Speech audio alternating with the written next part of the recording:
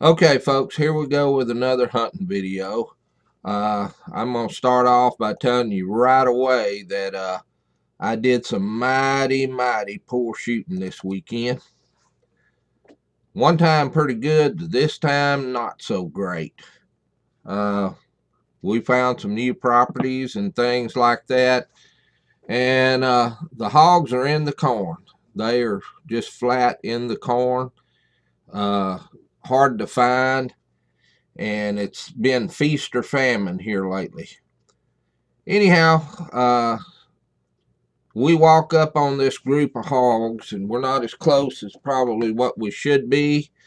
We had another group that was up closer, and they spooked off, couldn't figure out why.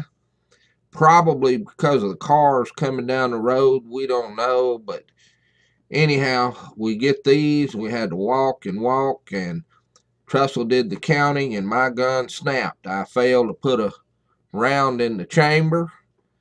Completely my fault. But anyhow, it was lucky Trussell was late on the trigger. So I chambered another round, and here we go. It rattled me up good. As you can see, I did hit that hog right there. He's going down. I know I killed him. And I don't know if Trussell got that one or I got him. That one's dead. And I'm shooting behind them. You need to come out in front of these hogs about 3 foot to hit them at a run at distance. And I'm too far zoomed in. I can't see like I should. That was a fiasco. We did get 8 hogs out of this. I think Trussell did most of the killing, though. I really do. If we killed 8 hogs, that means that he could have only killed, I think, 5, because that's all his rifle holds. So I don't know. Maybe I did all right if I got 3. But I should have got more. I'm too zoomed in. There's a little old hog. He just decided he wasn't going to run. I don't know what his deal was, but it was a mistake, because I can hit them standing still, that's for sure. Okay, that's all of that one right there. And like I said, I'll go ahead and show you some of those. Well, I'll show you the pictures at the end there. Let's show Lou the videos. All right, this is something different. This is taken with my gun, and Trussell is the shooter. Now, the Tragicon field rep is shooting a pulsar with a silencer, and the reason being, he's shooting a really high-powered gun. He's shooting a 308, and this farmer here has a deer feeder that he runs year-round. And what happens is that during deer season, he likes to kill him a couple deer. Well, also, when it's not deer season, it draws the hogs in. He likes to shoot a hog every now and then. But something is stealing all his corn. We had a little bit of trouble figuring out, but got up there, and Trussell is shooting my gun. My gun is a 300 blackout, and it's sighted in for 200 yards. Well, these are coons, and we're going to see how old Trussell does. You're shooting a strange gun here. You can see there's a coon in that tree. All right. There's as many as 3 coons in that tree. It's a little bit tough because he's not but about 50 yards, which is a little bit close. And my gun does shoot high because of the 200-yard zero.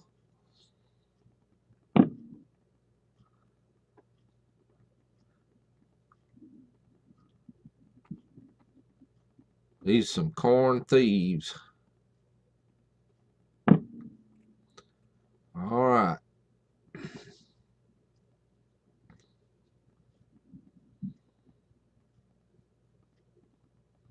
That one don't look too good.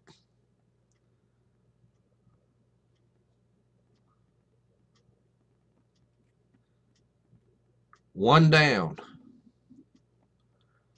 Okay, here we go. He either split that one in half or there's two coons there. There's two.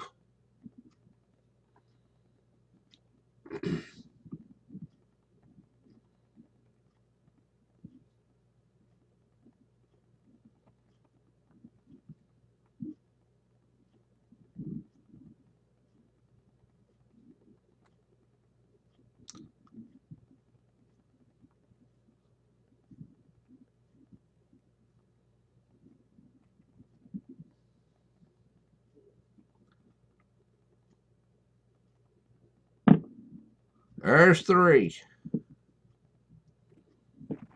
And I believe he scared that other one to death.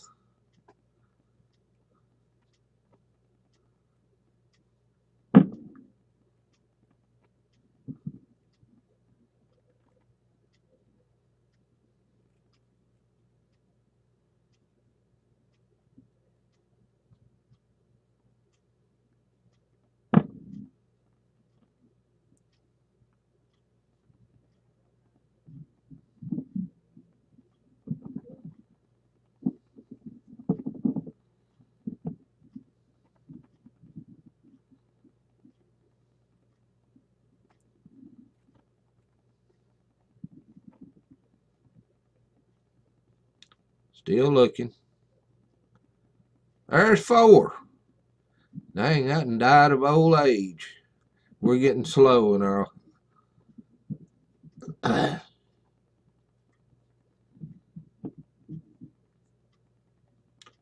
See, where he's shooting through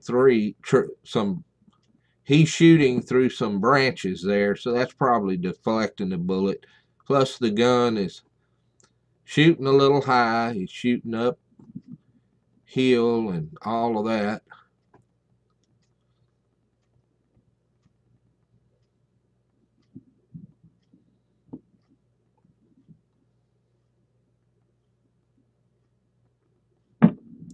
There's five. And there's six.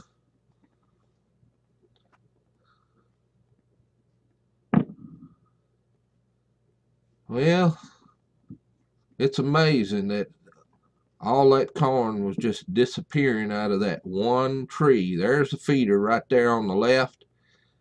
So that's six coons on the ground out of one tree, one single solitary tree. So you know, a coon, he kills little birds, he kills little rabbits, he eats corn, he eats a little bit of everything. So anyhow, those six there won't be stealing any more corn. I think Trussell enjoyed that. He was talking about getting him a 300 blackout. All right, we'll pause this one. This is kind of a special circumstance there. We hunted this place earlier in the night, and we came back to it because we knew it had a lot of hogs. And this hog, we had seen him earlier in the night, but it's right along a major highway, and every time we tried to get close to this hog to shoot it, cars would start coming, and it'd just ease off into the brush. Well, this is about 2 o'clock in the morning or something like that, and we come by there, and he was still there. Now, I'm going to tell you, I am the shooter. This is my 300 blackout with the pulsar scope, but we couldn't get close. This is a measured 175-yard kill shot on about a 325-pound solitary boar, and this hog was shot in the shoulder. We had enough wind that it looked like it drifted that far. A 300 blackout will drift quite a bit at 175 yards. And I was rushed because just as soon as we unloaded and walked out into the field, there was more cars coming, and we knew this hog was going to duck into the brush. So here's what happens.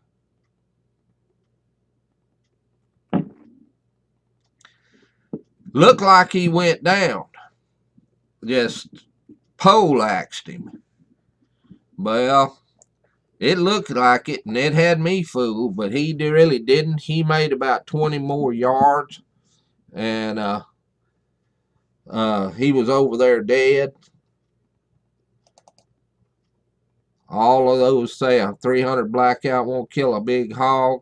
They don't know what they're talking about. Now, we didn't bring him out. He was right in the brush, so we drug him in the brush. We haven't went to Hubbard in ages, so we're not doing anything with these hogs. This is the first bunch that we got into. We didn't find one. Trestle counted them, and the problem is one of them, that wheat kind of hides them. It's just high enough. We're going to have to find out some way of marking where these hogs are at night and going back and find them with the mule, because we're losing them. And those are the first hogs. That big one, we just drug him in the brush and left him there. 1, 2, 3, 4, 5, 6 Trussell's coons there. And let's see if I can find old Trussell's picture.